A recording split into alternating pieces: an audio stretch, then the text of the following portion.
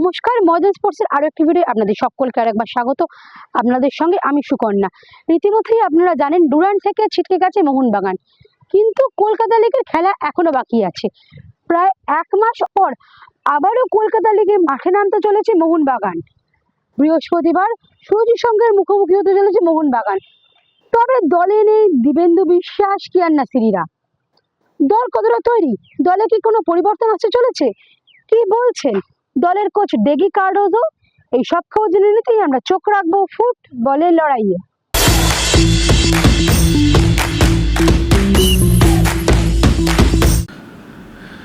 Durand থেকে ছিটকে গেছে মোহনবাগান, তাই কলকাতা লিগকে আবার নজর রিজার্ভ দলের। আগামী মাসে AFC champions league tyre tour match রয়েছে, তাই দীপেন্দু বিশ্বাস, কিয়ান নাসিরিদের বাদ দিয়েই সুরুচির বিরুদ্ধে বৃহস্পতিবার মাঠে নামছে সবুজ মেরুন ব্রিগেড। বুধবার সকালে নিজেদের মাঠে সুরুচি ম্যাচের প্রস্তুতি সেরে রাখলো ডেগি কার্ডোজোর ছেলেরা। 26শে জুলাই কলকাতা লিগের ডার্বির পর আবার লিগের ম্যাচ খেলতে নামছে মোহনবাগান। এখন কলকাতা লিগে সুপার সিক্সকে পাখির চোখ করছে সবুজ মেরুন ব্রিগেড। ডুরান্ড কোয়ার্টার ফাইনালের আগে কলকাতা লিগে ম্যাচ থাকলেও মেজারার্সের বিরুদ্ধে দল নামায়নি মোহনবাগান। রিজার্ভ টিমকে নিয়েই এখন সুরুচির বিরুদ্ধে ম্যাচকে পাখির চোখ ডেগিদের। We have seen them play in a good side, experienced side, and good physically. And yes, we have played accordingly. We have also got the boys who were there in the first team who are come down today, and it's important for us, to give them game time.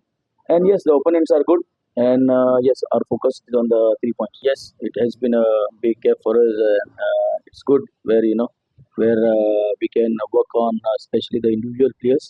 And that is what we have done. We have analyzed them. We have worked on them individually. We work with our players with whatever their weaknesses were. And yes, as you know, it's really good for us. There have been players from my team, 10 of them who have been in the first team, getting game time, which is really good for us. And that is how we here at Mohanbagan, try to develop players. No, all players who were there. Who are gone in the first team have joined in there, and there has been no changes. Everyone is fit, and yes, I have the players who I want to perform well for the next game. See, Kian is still he is the first team players. Whoever is the first team player will be there with the first team. Whoever we think that the players require game time will definitely come down and play. Kian is still injured, and he is working with the medical team. Durand হাত ছাড়া হয়েছে, তাই Kolkata league জেতাই লক্ষ্য সবুজ maroon শিবিরের। বৃহস্পতিবার তাই নৈহাটিতে সমর্থকদের দলের পাশে থাকার অনুরোধ ডেগির। See, it's always demanding, and it's good for us, for the team, for the coaches, to be on their toes. That is how we are, and yes, we want the fans, to be with us, come in big numbers for tomorrow's game, and definitely we can, give them their victory and those 3 points. বৃহস্পতিবার সুরুচির বিরুদ্ধে 3 point ঘরে তুলেই এখন super সিক্সের পথে এগিয়ে যেতে চায় সবুজ মেরুন ব্রিগেড।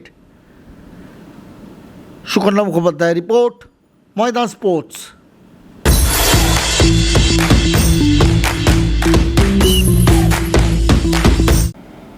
ময়দানে পালিত হলো প্রবাদ প্রতিম প্রয়াত প্রাক্তন ফুটবলার গোষ্ঠ পালের 129তম জন্মদিন। রাজ্য স্পোর্টস কাউন্সিলের উদ্যোগে বুধবার ময়দানে গোষ্ঠপালের মূর্তির পদদেশে এই উপলক্ষে এক অনুষ্ঠানের আয়োজন করা হয়েছিল। হাজির ছিলেন 3 প্রধান ক্লাবের কর্তারা। রাজ্যের ক্রীড়ামন্ত্রী অরূপ বিশ্বাস, ক্রীড়া প্রতিমন্ত্রী মনোজ তেওয়ারি সহ একঝাঁক প্রাক্তন ফুটবলাররা হাজির ছিলেন এই অনুষ্ঠানে। ফুলে মালায় স্মরণ করা হয় চীনের প্রাচীর হিসেবে খ্যাত এই প্রাক্তন ফুটবলারের অবদান। বিভিন্ন ফুটবল কোচিং ক্যাম্পের খুদে ফুটবলারদের হাতে তুলে দেওয়া হয় ফুটবল।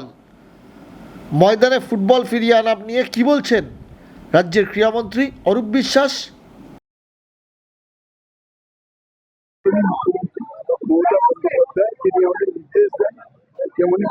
শ্রদ্ধা জানাতে, তাদের জন্য মানুষের কাছে তাদের বার্তা পৌঁছে দিতে 2011 সালের আগে কোনো দিনই ফেলে সেইভাবে অনুষ্ঠান করে তার জন্মদিন বা জন্মবার্ষিকী পালন হতো না। মাননীয় মুখ্যমন্ত্রীর উদ্দেশ্যে আমরা প্রত্যেকেই করি। আমাদের সঙ্গে 2 member Olympic association federation, Indian football association, আমাদের যত স্পোর্টস ফেডারেশন আছে তারা, এবং বিশেষ করে প্রাক্তন খেলোয়াড়রা, সব খেলার তারা সবাই থাকেন।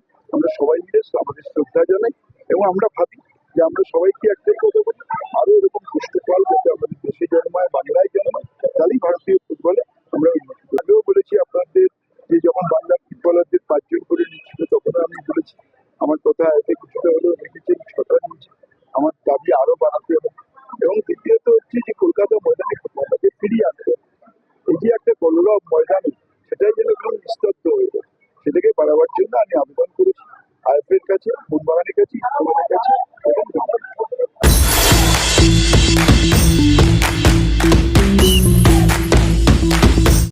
হুগলির হিনমটর দাসপাড়ায় চালু হলো আর টার্ফ। এই টার্ফের মাঠটি 5-এ-সাইড ফুটবল থেকে টার্ফে ক্রিকেটের জন্য ব্যবহার করা হচ্ছে। সম্প্রতি আর টার্ফের উদ্বোধনে হাজির ছিলেন ফুটবলার প্রীতম কোটাল, ছিলেন প্রাক্তন ভারতীয় ফুটবলার দেবাশিস মুখোপাধ্যায়। উত্তরপাড়া হিনমটর কোন্নগর অঞ্চলে এই প্রথম বসলো এই টার্ফ গ্রাউন্ড। কেন এই টার্ফ মাঠ করা হয়েছে, কি বলছেন আর টার্ফের উদ্যোক্তারা?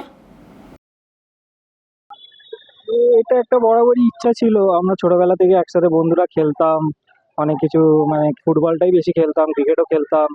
তারপর আস্তে আস্তে এখন সময়ের চাপে চাপে ওসব বন্ধ হয়ে গেছে।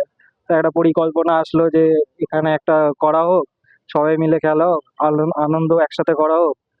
বাস এই পরিকল্পনাতেই এগিয়ে চলছি এখন। মতো আমি একটা প্লেয়ার, ঠিক আছে, আমি ফুটবল খেলতাম, তো লিগামেন্ট ছিঁড়ে যাওয়ার পর আমি খেলাধুলাটা ছেড়ে দিয়েছি। আর ওরা আমার খেলাধুলার প্রতি প্রচুর ভালোবাসা, তো সেইভাবেই আমি জিনিসটাকে এগিয়ে নিতে চাইবো যে সবাই যারা খেলাধুলা ভালোবাসে, খেলা জিনিসটা এখন মাঠ ফাট অনেক কিছু অনেক জায়গায় বন্ধ হয়ে গেছে, সেই জিনিসটাই এখানে আবার নতুন করে শুরু হবে। যারা খেলাধুলা ভালোবাসে সবাই মিলে আসবে, খেলবে, থাকবে, পাশে থাকবে, সব কিছু নিয়েই আর টার্ফ।